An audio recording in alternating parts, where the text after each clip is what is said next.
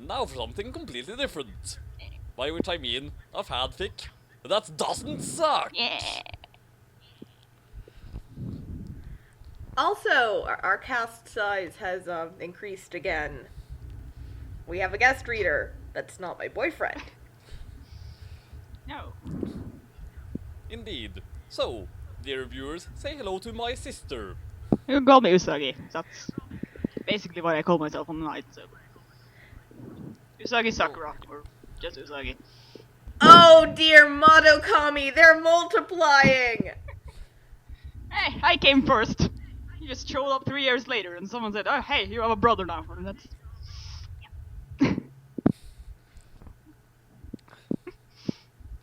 So yeah, anyway, this fic I have mentioned a few times before, basically, after all the extremely terrible Harry Potter fanfiction like My Immortal and Hogwarts School of Prayer and Miracles, we figured we'd read one that's actually good instead. Although admittedly Hogwarts School of Prayer and Miracles was actually ingenious, it turned out. Well, it was still uncomfortably realistic.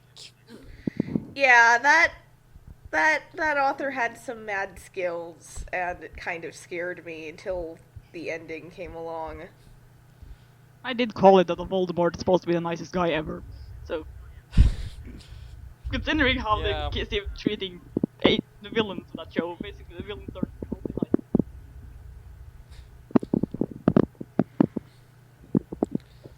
nice. Ah, something's eating the microphone! Oh, sorry.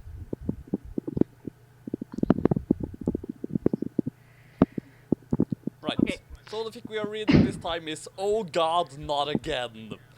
Which is what I usually say every time a chapter of Light and Dark Duo comes out. It sounds, by that title, it sounds like a joke, and I guess it is a parody, but it's not bad. So, anyway, description. So maybe everything didn't turn out perfectly for Harry. Still, most of his friends survived, he'd gotten married, and was about to become a father. If only he'd have stayed away from the veil. If only he'd have stayed away from the veil, he wouldn't have to go back and do it again. And do everything again. Hence the title. Yep. So, I'm doing the author's notes. Well, unless Usagi wants to. Well, Vinti already decided she had to do it, because of reasons. Yeah, pretty much. So yeah. Disclaimer. I do not own Harry Potter. Note. Please be aware that this is a parody. I know that this may seem redundant as that is made clear as it is labeled parody in the genre section at the top, but some people do not look at that apparently. And I have gotten quite a few reviews from people who thought it was too over the top to enjoy until they noticed that it was a parody. If you are one of those people, then be sure to be aware of this now. This is a parody. Also, this story had at least 20 chapters published before a Harry Potter musical even came out. I didn't even hear of it, let alone see it, until after the story was completed. Please keep that in mind when wondering if the references to the musical are intentional. By the way, it's awesome. Go look at it. By the way, there's another musical done by the same group of people called Starship, and it's amazing. I've only seen, like, the Harry Potter. I haven't yet finished all of a Harry Potter musical. I mean, like, or I have finished the first and second one, but I haven't seen all of the third one yet. Do it. Well, I found Starship incredibly romantic, so... Yeah. Anyway, he'd been dreaming of it since the defeat of Voldemort. The veil, that is. The one that Sirius had fallen behind. The last time he'd dreamed about the Department of Mysteries, Sirius had died. The world had also finally woken up to the truth about Voldemort, but the price had been too high for him to be grateful. And once the truth was out, the attacks had gotten worse. He wondered, briefly, why he was there. Ginny was at home. She was pregnant. She needed him. Yet he could not seem to stay away. Voldemort was gone, true. But then, so were so many other people. Good people. who should not have died. He counted the steps until he was standing right in front of where Sirius had fallen through. Cedric, Sirius, Dumbledore, Hedwig, Moody, Dobby, Tonk's father. Shouldn't there have been like I'm not even sure what the sign is called there, but there seemed to be something missing there. Like, Tonk's father, that's basically how it's written. But yeah, whatever. Remus, Colin Creevy, Tonks, Snape, Fred, hell, even Crabbe didn't deserve to die then. There were more, many more, but none of them close to him. They were close to somebody though.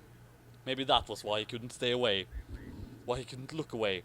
Why, even at that very moment, he couldn't walk away.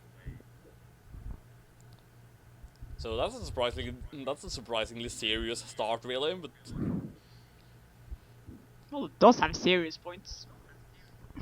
Well, that is true. Harry awoke with a start. He was lying on the floor, covered by a poor excuse for a blanket, and someone appeared to be attempting to break down the door. Break the door down, technically. Well, yeah. And someone appeared to be attempting to break the door down. Alright, Dudley then. And when he said this, if I remember correctly in the books, he was half asleep. Right. Where's the cannon? Dudley asked. Dudley? Where had the veil sent him? Could this be when Hagrid first told him about Hogwarts? Must be, because he couldn't recall any other time when he and Dudley had been sleeping on what appeared to be a Because he couldn't recall any other time when he and Dudley had been sleeping in what appeared to be a shack. He automatically assumes he's There been was time crap. traveling though, it's nice. He just automatically assumes that he's been time traveling though. Yeah. I don't know. He's a wizard. Harry's had much weirder stuff than time travel happen to him in his life. True. There was a crash behind them, and Uncle Vernon came skidding into the room, holding a rifle. Harry snorted. Like that would do any good against Hagrid. His uncle didn't seem to know that, though, and shouted, "Who's there? I warn you, I'm armed!" I forgot you used that voice for Vernon. Yes, I mean, he didn't have a single line in the last horrible Harry Potter fanfic we read, so... That's true. He just kept doing things meekly and being, non-stereotypically feminine. Like baking brownies. Although it did occur to Harry that when people were trying to break in, it generally can be assumed that they are probably armed as well. And as if they didn't know that a wizard had come for Harry. Who else could even get across in this weather? Not to mention, who else would even bother? Smash! The door flew clean off its hinges and landed on the floor with a thunderous crash. Hagrid stood in the doorway, looking very impressive. Now, Harry hadn't exactly planned this, but he figured he might as well make the best of it. Things hadn't exactly turned out terribly when he had taken down Voldemort, but they also hadn't been all that great. Maybe he was getting a second chance, and if that was the case, there was no way in hell he wasn't going to take it.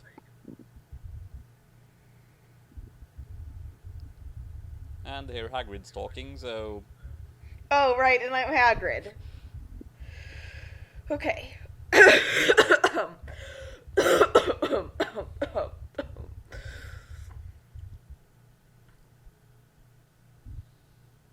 Let's see. Oh dear, I lost my place. Okay.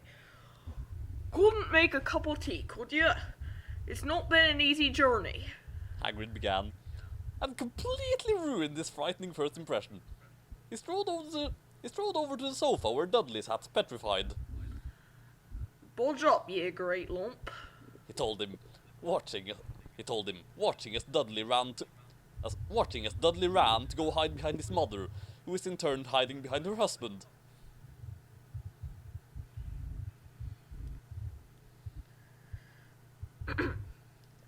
And here's Harry.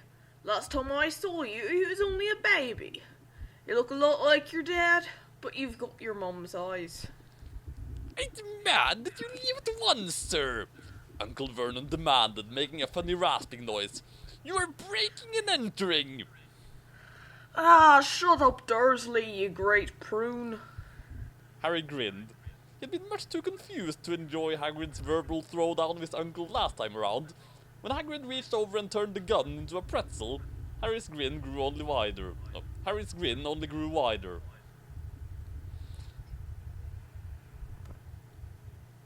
Anyway, Hagrid said, turning his attention back to Harry, as though people regularly went around turning deadly weapons into the shapes of tasty snack food. Harry, a very happy birthday to you. Got some for you here. I might have sat on it at some point, but it'll taste alright. He pulled out a cake that said Happy Birthday, Harry, written on it in green icing. Why, thank you, Harry said gratefully, accepting the cake. He did wish, though, that Hagrid hadn't used the Slytherin colour, even if it did match his eyes. You seem to know me, but if, as you said, we haven't seen each other since I was a baby, perhaps you could be so kind as to introduce yourself? Harry asked politely. Very polite. I love how, since he's been through all this before, he's just completely nonchalant about it. Oh, yeah, there's a lot of that. Right, go ahead. Hagrid chuckled. Of course. Ruby is Hagrid, keeper of keys and grounds at Hogwarts. And with that, he shook Harry's arm up and down. What about that tea, then? I don't say no to some that stronger if you got it, mind. I'm sorry, we left in a rather hurry, so we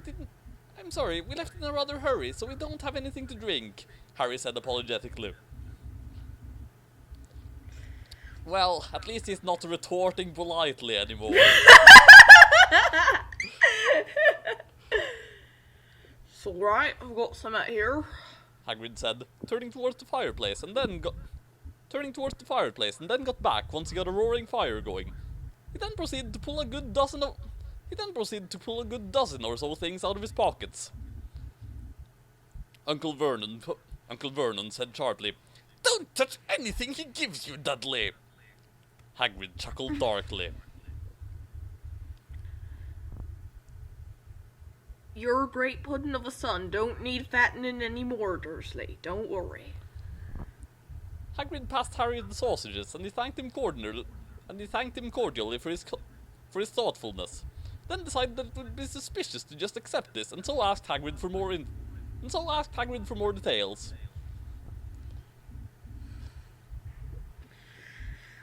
Call me Hagrid. Everyone does. And like I told you, I'm keeper of keys at Hogwarts. You'll know about Hogwarts, of course. Harry nodded. Of course. You know, there's something about Uncle the original book here where he just assumes that Harry knows everything about Hogwarts. He's supposed to have learned this from the Dursleys who have never been there. Yeah. Well, I mean, they were left letters and information. Yeah. But not everything about Hogwarts, really? Well, he might have been exaggerating, but he obviously expected him to know something about it. Yeah. Uncle Vernon's eyes bulged. You do? Yes, Harry answered calmly. But how? We were always so careful not to let you get any dangerous ideas. How'd you hear about all this wizarding nonsense? Now wait just 1 second. Hagrid thundered, leaping to his feet. In his anger, he seemed to fill the whole hut. The Dursleys cowered against the wall. Do you mean to tell me He growled at the Dursleys. you told this boy nothing about anything? No, Harry said, shaking his head ruefully. They didn't. Hagrid looked as if he was about to explode. Dursley! He boomed. Uncle Vernon, who had gone very pale, whispered something that sounded like Mimble-Wimble. But, if Daddy didn't... I'm not entirely sure how to even how to even voice Dudley really, but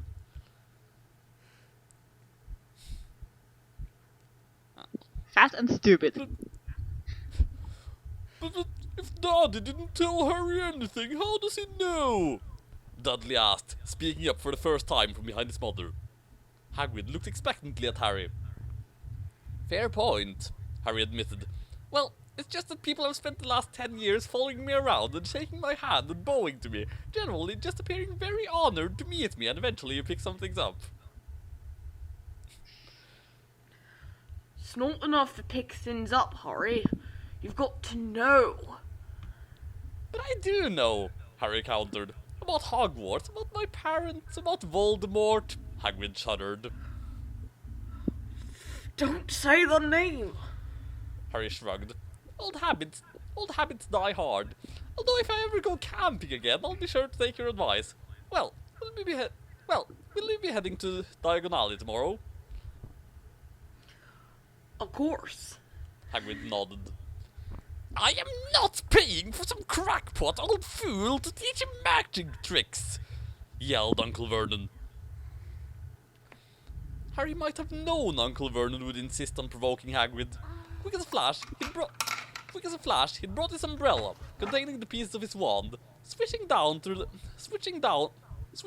the air to point at Dudley. A flash of violet light, loud boom, and pig squeal later, Dudley was dancing on the spot with his hands clasped over his fat bottom, howling in pain. When he turned around, Harry could see the curly pig's tail poking a hole through the back of his pants. Uncle Vernon roared. Pulling Aunt Petunia and Dudley into the other room, he cast one last terrified look at Hagrid and slammed the door behind them. Hagrid looked down at his umbrella and stroked his beard. Shouldn't have lost me temper. He said ruefully. Well, it didn't work anyway. I meant to turn him into a pig. Well, I suppose he was so much like a pig anyway, there wasn't much left to do. He cast a sideways look at Harry under his bushy eyebrows. Be grateful if you didn't mention that to anyone at Hogwarts. He said. I'm, not supposed to do magic, strictly speaking. I was allowed to do a bit to follow you and get your letters and... I was allowed to do a bit to follow you and your letters to you and stuff. One of the reasons I was so keen to take on the job. Honestly, just with how Hagrid's dialogue is written here, I'm glad I'm not voicing him.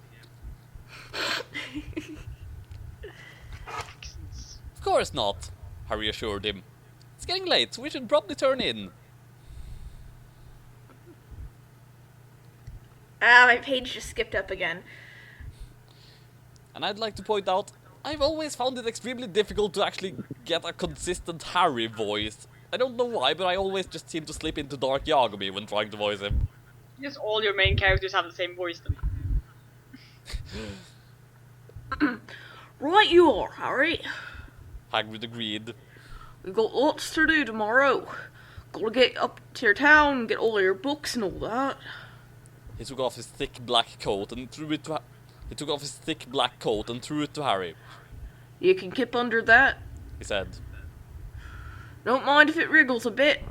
I still think I got a couple of dormice in one of the pockets. Harry woke early the next morning. Although he could tell it was daylight, he kept his eyes shut tight. It was a dream, he told himself firmly. I dreamt I was back to when Hagrid came to tell me I was going to Hogwarts. When I opened my eyes, I'll be at home with Ginny. There was suddenly a loud tapping noise. And there's Hedwig Jr. knocking on the window, Harry thought, relieved, still not getting up. Tap, tap, tap. All right, Harry mumbled. I'm getting up. He sat up, and Hagrid's heavy coat fell off him. The hut was full of sunlight. The storm was over. Hagrid himself was asleep on the collapsed sofa, and there was an owl rapping its claw on the window, a newspaper held in its beak. Harry's heart sank. It hadn't been a dream after all. He quickly paid the owl and handed the daily profit to Hagrid. He then listened patiently as the half-giant explained to him about Gringotts. Then they got into the Dursleys' boat and headed off towards London and Diagon Alley. You know, this entire scene is pretty much the exact opposite of what happened in the book. Just with the, like, in that one he was like, "Oh, it was all a dream," and here he's like, "Oh, it wasn't a dream." Yep, because he wants to be back home with his wife. It's not that often that he talks about that, though. It's mostly like saying, "Oh, great, I'm young again." But I'm not going to spoil that much of the book. I've already read the fanfic, so I'm gonna try not to spoil everything. Yeah. Leaving the Dursleys to fend for themselves, realized Harry with malicious glee. He knew they'd get home before he would, and besides, it really served them right. Actually, yeah, they went across the sea with the Dursleys' boat. How did the Dursleys get over? Who Called knows? the Coast Guard? Although I suppose that... Called the Coast Guard, maybe? Coast Guard? Cell phones didn't exist yet, did they? I know. Or they did, but I don't think the Dursleys had one, and they were really unwieldy back then. That's the point. Could have just... Maybe someone came by with a boat and picked them up. Or maybe they swam across this. Yes, Dudley swimming across the... Well, I suppose he's buoyant with all that fat. All too soon they were in the leaky cauldron.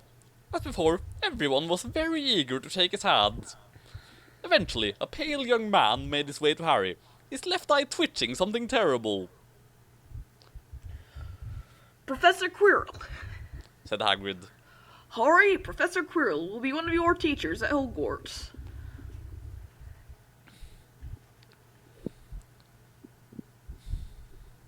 Actually, Usagi, just so that you have something to do as well, why don't you voice Quirrell? Okay. Potter! Stammered Professor Quirrell, grasping Harry's hand. I can't tell you how pleased I am to meet you. Harry briefly wondered how he could stand touching him, but realized he must not have been possessed yet. Probably wouldn't until he failed to secure the stone. He also wondered why in the world he felt the need to stutter the whole year. He could appear perfectly innocent, especially compared to the likes of Severus Snape, just fine without it, and quite frankly, it was annoying. Besides, according to Snape's memory, Dumbledore had been onto Quirrell from the beginning. He supposed that Hagrid neglected to mention that this was Quirrell's first year teaching so as not to freak him out with the DADA job curse. He decided to bring that up. "So, how long have you been teaching?" he inquired. Well, actually, this is my first year, but I'm very excited. Quirrell said, looking a bit sheepish. "What subject do you teach?" Harry asked, knowing the answer perfectly well, but that was just the sort of question people ask their future teachers. Defense against the dark arts. Muttered Professor Quirrell, as though he'd rather not think about it. Yes, Quirrell and his master Voldemort would probably be much happier without such pesky things as defenses against the dark arts being taught. Not that you need it, eh, Potter? He laughed nervously. You'll be getting all your equipment, I suppose. I've got to pick up a new book on vampires myself. He looked terrified at the very thought. Harry marveled when he thought about the fact that this was the very first person he could remember trying to kill him. Can I just say something? I've been reading a bit about Professor Quirrell on Pottermore. And apparently this is not his first year teaching, it's just his first year teaching defense against dark arts. Really? Apparently though, his first subject was Muggle studies. I think. Oh. Just to make it ironic.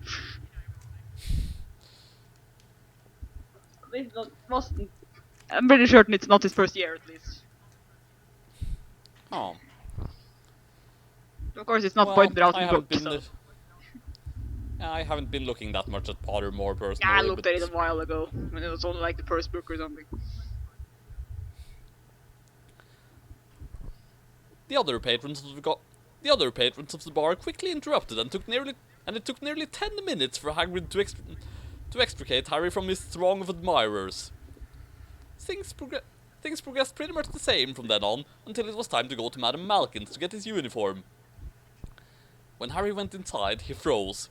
He'd almost forgotten about his first meeting with Draco Malfoy here before either of them knew anything about the path that was chosen for the other. Before they were arch rivals. No, because they were arch rivals. Yeah, because they were arch rivals.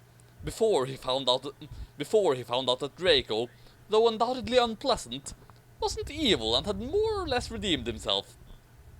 Harry thought. Could be fun. Oh, yeah. Hello, said Draco. Hogwarts too? Yes, Harry nodded. My father's next door buying my books, and my mother's up the street looking at wands, said Malfoy. He had well, I suppose I said that completely wrong compared to how it's described here, but whatever. He had the same bored, drawling voice at 11 as he did at 23. Not much point of that until you get there, though, right? Harry asked. True, but she needs something to do while I'm here. After that, I'm going to drag them off to look at racing brooms. I don't see why first years can't have their own. I think I'll bully Father into getting me one, and I'll smuggle it in somehow. They probably won't check the luggage, so if you just shrink it, you can carry it in. So if you just shrink it, you can carry it in and then unshrink it once you're there. Of course, you'd have to claim it belonged to an older student if anyone asked, but that shouldn't be too difficult.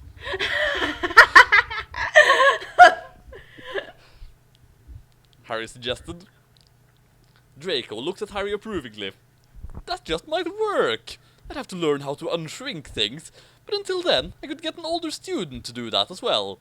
Say, you got your own broom?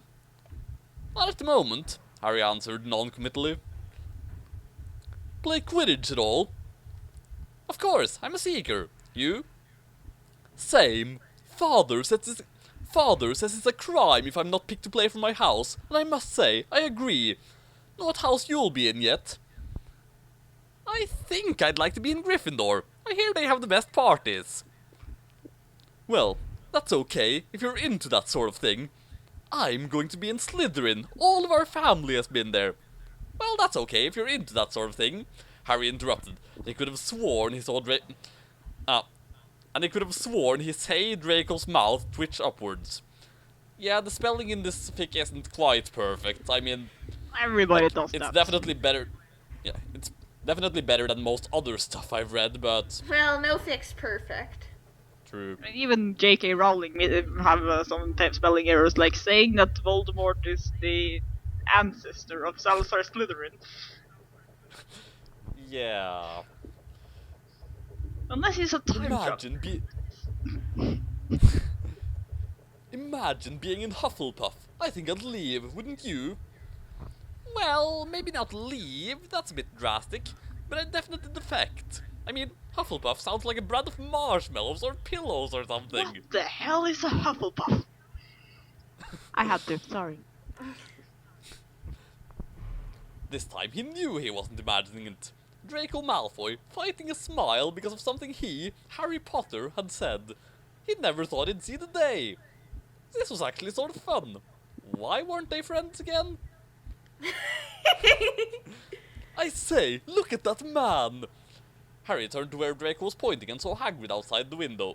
And saw Hagrid standing outside the window, grinning at Harry and pointing to two large ice creams to show that he couldn't come in. That's Hagrid. He works at Hogwarts. Oh, I've heard of him.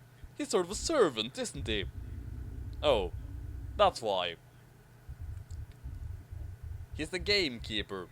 Yes, exactly. Draco nodded impatiently.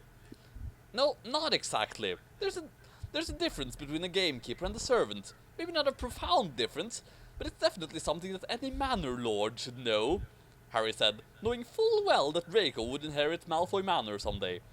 He was pleased to note Draco's eyes were pink. He was pleased to note Draco's ears were pink. No, his eyes were pink. He has pink eyes. Suddenly turned into an albino while talking to him.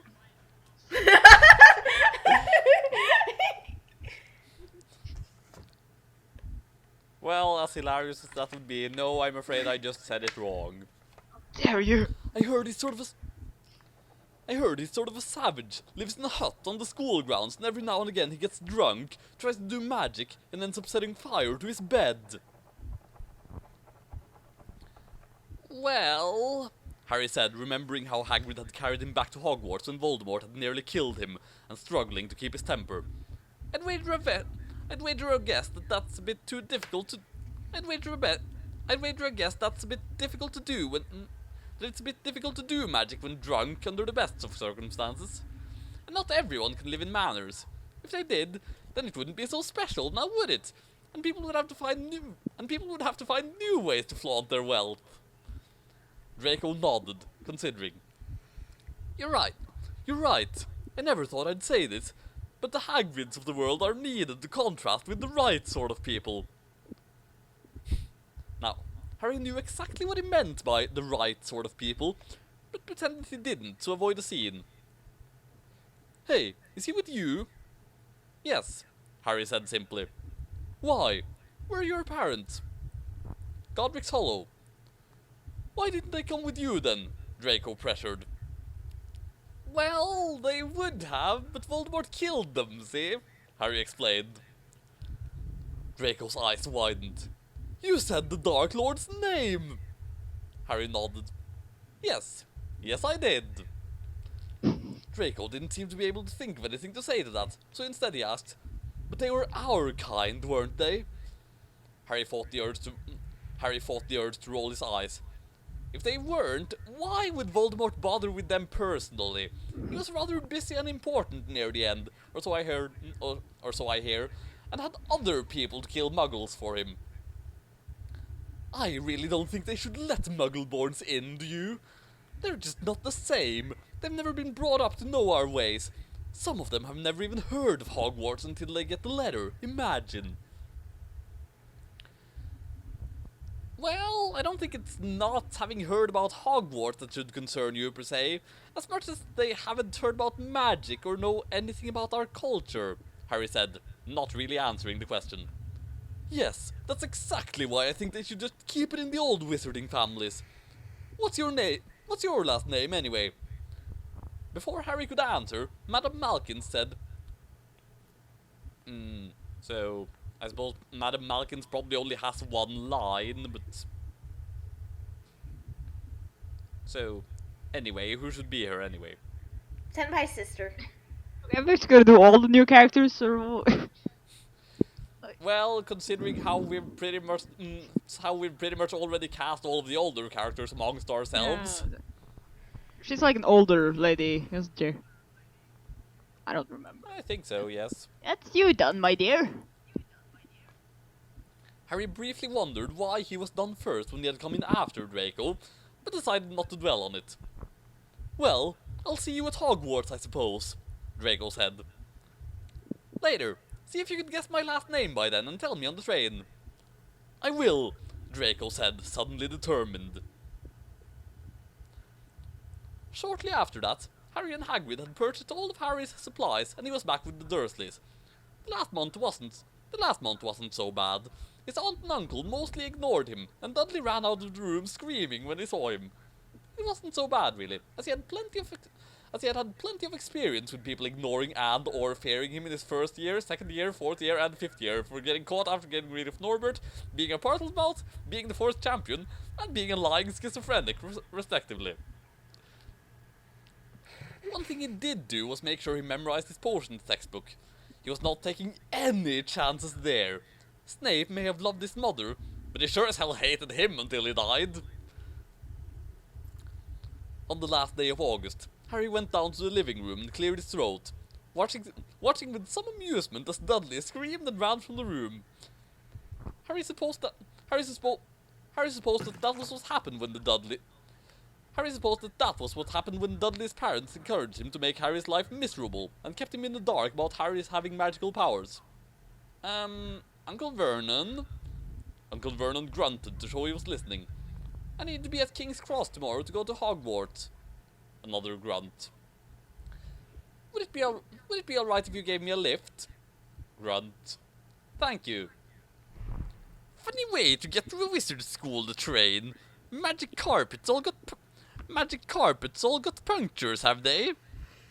No, but they're illegal in Britain, and I doubt they'd trust us to go straight. No, but they're illegal in Britain, and I doubt they'd trust us to go straight to school and not let ourselves be seen if we each had one. Not to mention how expensive it would be. Where is this school anyway? Scotland, Harry replied. Can you be any more specific? Uncle Vernon asked. Planning on coming for family day? Aunt Petunia looked horrified. Oh, how do I do? They have family day now? Alright, we'll take you to King's Cross. We're going up to London tomorrow anyway, or I wouldn't bother. Great, Harry said and left. To think, only one more day and he'd be back at Hogwarts. And he'd get to see he'd get to see Ginny too, if only briefly. Yes, things might just work out after all, if he could keep his temper this time round and not alienate the press and the ministry. Oh boy, this was going to be a long 7 years. Note, while Harry does, in fact, miss his wife, he's not going to start lusting after a 10-year-old, so please no preemptive accusations of me being a hypocrite, because my profile mentions I view that as pedophilia. It's not in the story. Review, please. You know, I get the impression that this author got a bunch of really annoying reviews. It's the internet.